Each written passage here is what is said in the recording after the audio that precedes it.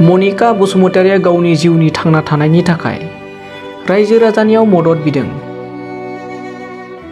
नंगौ, मनिका बसुमतारिया नोंथांमोन बायदि थांना थानो सिमां दं, मिजिं दं।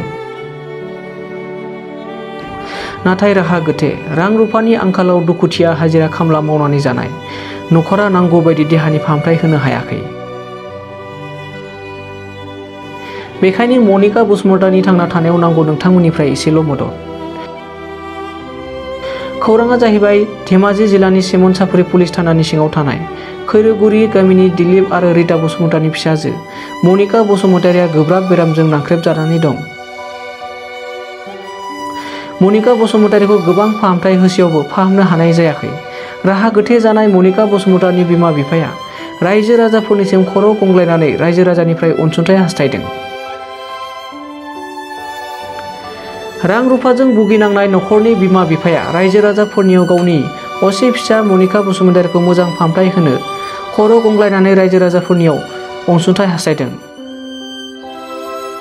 नोंथांमोना जुदि मदद हरनो गोसो दंब्ला 3969397285 IFC कड नाम्बार SBIN 000557 बे एकाउन्ट नाम्बाराव नोंथांमोना मदद हरनो हागोन।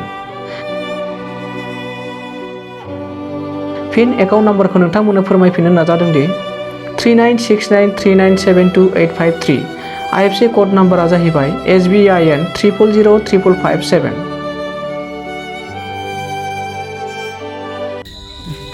खुलुमबाय रायजो राजानि गेजेरावनो खर' गंग्लाय आखाइ खबजोंना खर' गंग्लाय। नोंसानि नानिया मा जादों? नानिया माने फार्स्ट जाजेननाया बिदि जाहैदों आरो बिदिनो मालाबा उदै सानाय, मालाबा बिदि ओंखाम जानो हाया, मालाबा सम लाना लोमजानाय जायै जाना बिदिनो मेडिकेलाव जोङो बिदिनो लाना थांनानै फार्मासि बिदिनो फिसा फिसायाव लांग्रोबाय आरो लांनाय बेलायाव बिदिनो बिदियावनो हामगोन नामा साननानै बिफादा आं बिदि लांबाय। लांनाय बेलायाव ओमफ्राय डाक्टरफोराबो होनो बे मुलि बायदिसिनानो हामगोन। ओमफ्राय आरो सिलापथाराव लांबाय, सिलापथाराव लांनायावबो होनबाय बे गेस्ट्रिक लिभारनिफ्राय जादों, बे माने मुलि जाबानो बे हामगोन, नर्मेलैनो दं होनबाय। सिरियासथार जादों नामा? ओमफ्राय बिदि होननानै थायै थानानै बिदिनो ओरैबो लाङो ओरैबो लांनाय बेलायाव बारासो बारा हामलांबाय थाबाय। बेसे बोसोर जाखो? बेसे गोबाव जाखो लोमजानाय? बोसोरनैयानो जाबाय। बोसोरनै बेबायदि बिसिनायाव गोलैना थादों? गोलैना थादों माने बिदिनो थांगासिनो आरो। ओमफ्राय लांनाय बेनि बेलायाव ओमफ्राय सानबाय आरो जों बिफादो आंबो बिदि फिसा फिला बिदि फार्मासिफ्राव नायबा जानाय नङा खोमा, गोरोबाखै जानो हागौ होननानै जों डिब्रुगड़आव लाना थांबाय आरो। लाना थांनायाव बिदिनो सिकित्सा खालामजोब्बाय, बिदिनो कम्पिउटारफोराव बिदिनो चेकआप खालामजोब्बाय, बिदिनो बायदिसिना खालामनायाव बिदिनो TB, ओमफ्राय आरो उदैयाव दै जमा जानाय, ओमफ्राय आरो थै गैया, बिदि मोनथाम बेमारा ओंखारहैबाय आरो। ओंखारहैनाय बेलायाव ओमफ्राय मा खालामनो, बिदि थै होग्रोनांगोन होननायाव ओमफ्राय थैखौ जों बिदिनो बथलनै सोनाय जादों आरो।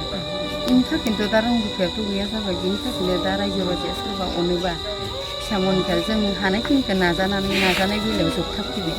जोबथानायाव दा फिसाखौथ' मोजाङाव लाबोनो बिराद आसायै साननानै दं। दा रांगौथिया गैला, जोबथाजोब्बाय।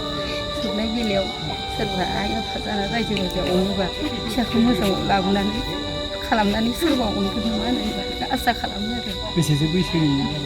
बैसोआ 22 बोसोर जाबाय।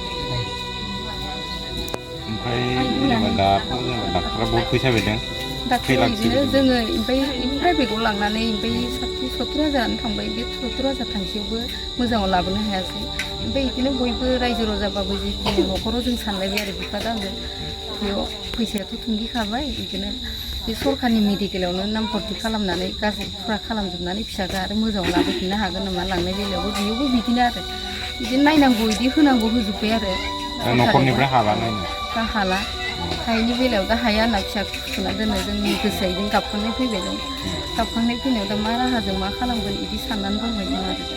नोंथाङा सरखारि साख्रि नागिरदोंना? नोंथांनि थाखाय मोनसे गोजोनथाव खौरां। नोंथांनि थाखाय दं एडुकेट पइन्ट, जेराव नोंथाङा सोलोंथाइ लानायनि गेजेरजों सरखारि साख्रिनि गुबुन गुबुन रोखोमनि गोब्राब आनजादफोरखौ उथ्रिसारनो हागोन आरो गावनि आथिङाव गसंथानो हागोन। बे एडुकेट पइन्टआव नोंथांमोना SCC, bank PO, bank clerk, bank SO, UPC, FAC, defence, railway, state, insurance, AAO, ADO, एसिस्टेन्टजों लोगोसे स्टेट लेभेल जब आरो माखासे सरखारि साख्रिनि आनजादाव गोनांथि जानाय आयदाफोराव सोलोंथाइ लानो हागोन। मख'नो गोनांदि बे सोलोंसालियाव साख्रिनिल' नङा, बेयाव MBA आरो सैनिक स्कुल बायदियाव एडमिशननि थाखाय एन्ट्रेन्स होनो थाखायबो सोलोंथाइ लानो हागोन। बे सोलोंसालियाव गाहाम थाखो खथानि सुबिदा दं आरो सम मथे नोंथांनि सोलोंथाइखौ बे सोलोंसालियाव होनाय जागोन। बेखौबो मिथिनांगोन दि बे एडुकेयार पइन्टआव सोलोंथाइ लानानै बावैसो 2021-22 इं मायथाइनि SSC GDनि आनजादाव गासै 11 सा सोलोंसाफोरा उथ्रिसारनो हादों। बारा नङा, गासै 15,000 रांजोंनो नोंथाङा बे सोलोंसालियाव 6 दानसिम सोलोंथाइखौ लानो हागोन। बे सोलोंसालिया क'क्राझार, बरपेटा र'ड, गवालपारा आरो बङाइगावआवबो दं। क'क्राझाराव सोलोंथाइ लानो गोसो गुदुं जानाय सुबुंफोरा 700-226-133 9101-536360 700-226-133 9101536360